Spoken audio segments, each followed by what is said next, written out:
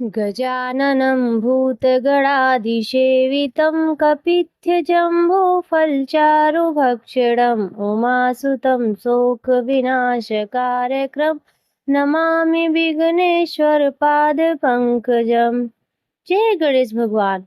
प्रिय भक्तों, आज का दिन अत्यंत शुभ और पावन है। आज विनायक गणेश चतुर्थी और सावन के तीसरे सोमवार का अद्भुत और दुर्लभ महासंयोग है। ये दोनों तिथियां अपने आप में अत्यंत महत्वपूर्ण है, परंतु जब ये एक साथ आती हैं, तो इनकी दिव्यता और पुण्य कई गुना बढ़ जाते हैं। ऐसा महासंयोग युगों युगों में एक बार ही आता है, जब शिव और शक्ति के आशीर्वाद एक साथ हम पर बरसते हैं। इस पवित्र अवसर पर शिव परिवार की कथा श्रवण करने मात्र से हमें अनंत गुना कोटि फल की प्राप्ति होती है। तो आइए आज हम सब मिलकर श्रवण करते हैं शिव परिवार की वह अलौकिक कथा, जो हमें जीवन के प्रत्येक विघ्न से मुक्ति दिलाकर सुख समृद्धि की ओर ले जाती है। बात है प्राचीन काल की, जब सृष्टि के रचयिता ब्रह्मा जी ने अपने दिव्य हाथों से इस चराचर जगत का निर्माण किया था। उन्होंने देवताओं और असुरों के बीच एक नाजुक संतुलन स्थापित किया था, ताकि कोई भी शक्ति अत्यधिक प्रबल न हो जाए, परंतु यह संतुलन सदैव बना नहीं रह पाता था। अक्सर असुरों की शक्ति बढ़ती जाती थी, जिससे वे देवताओं को त्रस्त करने लगते थे और पृथ्वी पर हाहाकार मच जाता था। एक बार की बात है, त्रिपुरासुर नामक एक अत्यंत शक्तिशाली और क्रूर असुर ने तीनों लोकों में अपना आतंक फैला दिया था। उसके अत्याचारों से स्वर्ग लोक, मृत्यु लोक और पाताल लोक तीनों त्रस्त थे। उसने अपनी अजेय शक्तियों से देवताओं को पराजित कर दिया था और उनके साम्राज्यों पर कब्जा कर लिया था। देवतागण अपनी सारी शक्ति खो चुके थे और त्रिपुरासुर के सामने असहाय महसूस कर रहे थे। चारों ओर हाहाकार मचा हुआ था, धर्म का नाश हो रहा था और अधर्म का बोलबाला था। जब अत्याचार अपनी चरम सीमा पर पहुंच गए, तब सभी देवतागण अपनी हार स्वीकार कर मुक्ति की आशा में महादेव की शरण में गए। वे सभी कैलाश पर्वत पर पहुंचे, जहां भगवान शिव अपनी समाधि में लीन थे। देवताओं के करुण स्वर से प्रार्थना की। उनकी पुकार इतनी तीव्र थी कि उनके महादेव की गहन समाधि को भी भंग कर दिया। भगवान शिव ने जब देवताओं की दयनीय अवस्था को देखा और त्रिपुरासुर के अत्याचारों की गाथा सुनी, तो उनका हृदय करुणा से भर गया। उन्होंने त्रिपुरासुर का संहार करने का निश्चय किया, ताकि सृष्टि में फिर से शांति और व्यवस्था स्थापित हो सके। परंतु त्रिपुरासुर का वध करना कोई साधारण कार्य नहीं था। वह अत्यधिक बलशाली था और उसे अनेक वरदान प्राप्त थे, जिसने उसे लगभग अजेय बना दिया था। इस कार्य के लिए अपार शक्ति, धैर्य और एक विशेष योजना की आवश्यकता थी।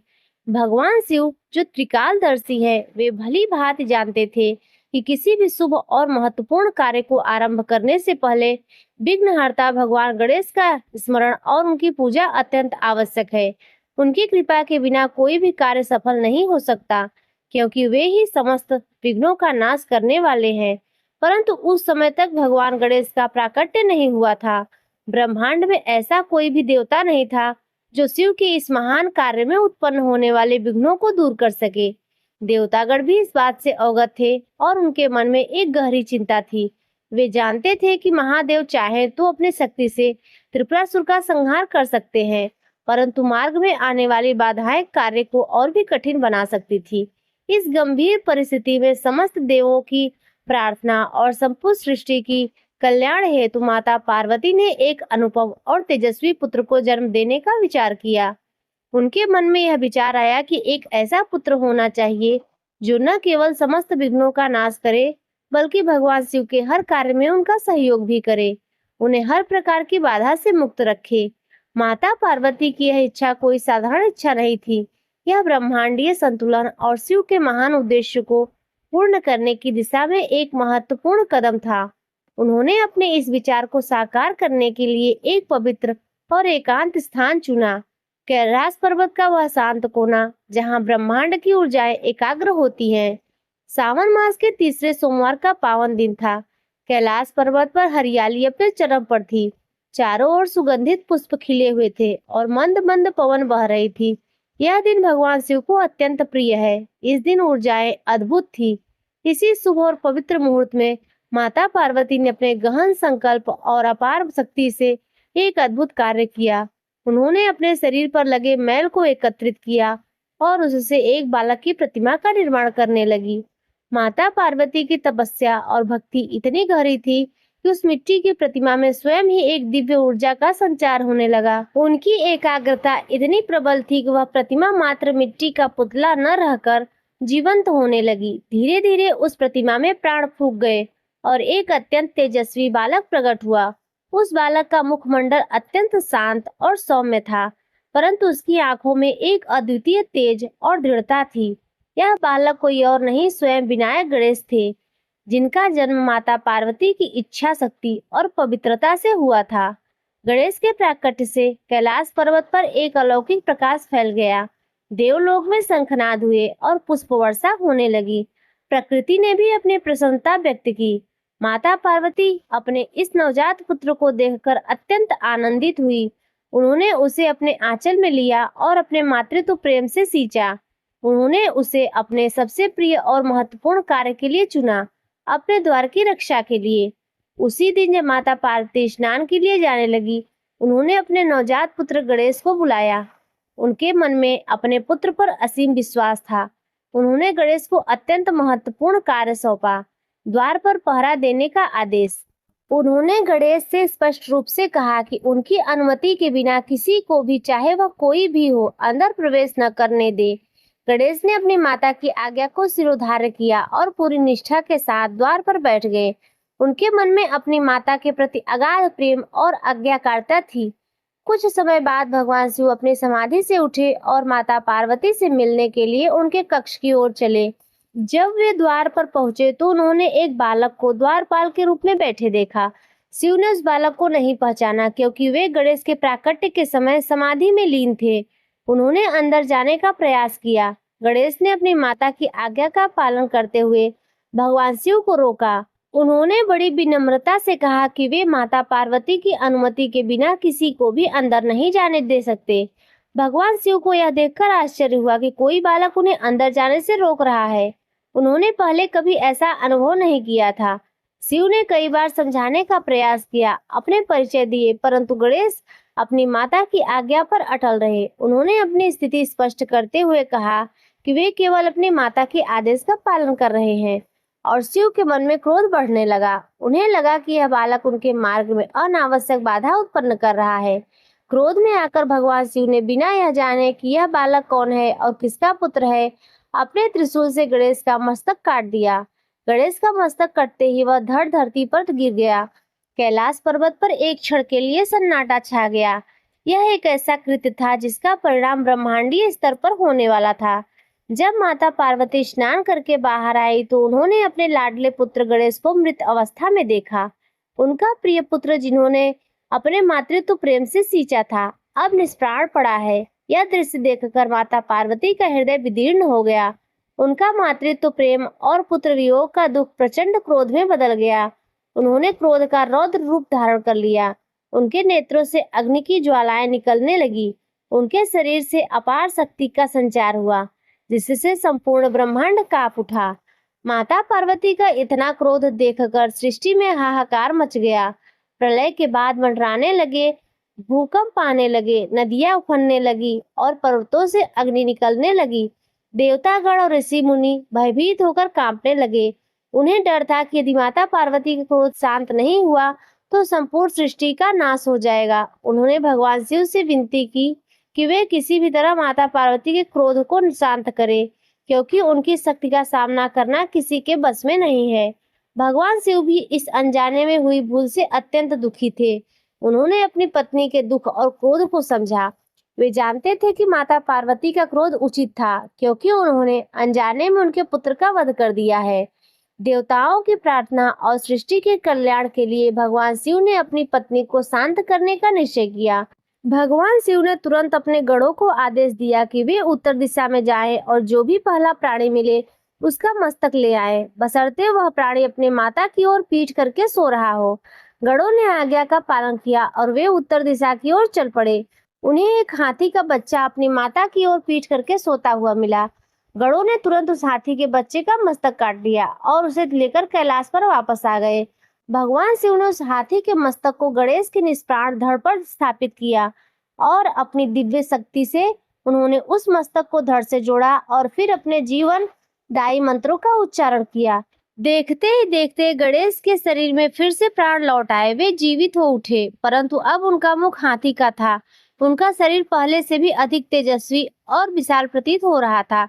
माता पार्वती ने जब अपने पुत्र को फिर से जीवित देखा तो उनका क्रोध शांत हुआ और उनके मुख पर ममतामयी मुस्कान लौट आई। वे अपने पुत्र को गले लगाकर अत्यंत प्रसन्न हुई। यह सावन का तीसरा सोमवार था और साथ ही विनायक गणेश चतुर्थी का पावन दिन भी। इसी महासंयोग में भगवान गणेश का पुनर्जन्म हुआ। भगवान शिव ने उन्हें यह वरदान दिया कि तीनों लोकों में कोई भी शुभ कार्य उनकी पूजा के बिना सफल नहीं होगा। उनकी घोषणा की और गणेश को प्रथम पूज्य माना जाएगा, यानी किसी भी देवी देवता का शुभ कार्य पहले गणेश की पूजा से की जाएगी। उन्होंने यह भी कहा कि जो कोई भी गणेश का स्मरण करेगा उसके मार्ग में आने वाले समस्त विघ्न स्वयं ही दूर हो जाएंगे। तभी से भगवान गणेश को विघ्नहर्ता, लंबोदर, बड़े पेट वाले, गजवदन, हाथी के मुख वाले और प्रथम पूज्य के नाम से भी जाना जाता है। भगवान गणेश के प्रथम पूज्य घोषित होने के बाद भगवान शिव अब त्रिपुरासुर का संहार करने के लिए तैयार थे। उन्होंने अपने गणों और देवताओं को एकत्रित किया और त्रिपुरासुर पर विजय प्राप्त करने की योजना बनाई। यह युद्ध कोई साधारण युद्ध नहीं था, क्योंकि त्रिपुरासुर को वरदान था कि उसका वध तभी हो सकता है जब तीनों पुर शहर एक ही बाण से नष्ट हो जाएं। इन पुरों को ब्रह्मा ने सोने, चांदी और लोहे से निर्मित किया था और वे एक साथ तभी आते थे जब नक्षत्र पुष्य के साथ चंद्रमा के संयोग का समय होता था। भगवान शिव ने एक ऐसा रथ बनाने का आदेश दिया जो ब्रह्मांड के समस्त तत्वों से बना हो। पृथ्वी स्वयं रथ का आधार बनी, सूर्य चंद्रमा उसके पहिए बने, मेरु पर्वत धुरी बना और ब्रह्मा सारथी बने। विष्णु ने बाण का अग्रभाग बनाया, अग्नि ने उसका मध्य भाग और वायु ने उसका पिछला भाग बनाया। सभी देवी देवता इस युद्ध में शिव के सहायक बने। शिव का धनुष मेरु पर्वत से बना था और उसकी प्रत्यंचा सर्पराज वासुकी थे। जब भगवान शिव इस दिव्य रथ पर आरूढ़ हुए और त्रिपुरासुर के पुरों का आक्रमण करने के लिए निकले तो एक छोटी सी भूल हो गई। युद्ध शुरू करने से पहले भगवान शिव ने गणेश का स्मरण नहीं किया था। परिणाम स्वरूप उनके रथ का एक पहिया अचानक टूट गया और रथ डगमगाने लगा। यह एक संकेत था कि किसी भी कार्य को आरंभ करने से पहले गणेश की पूजा अत्यंत आवश्यक है।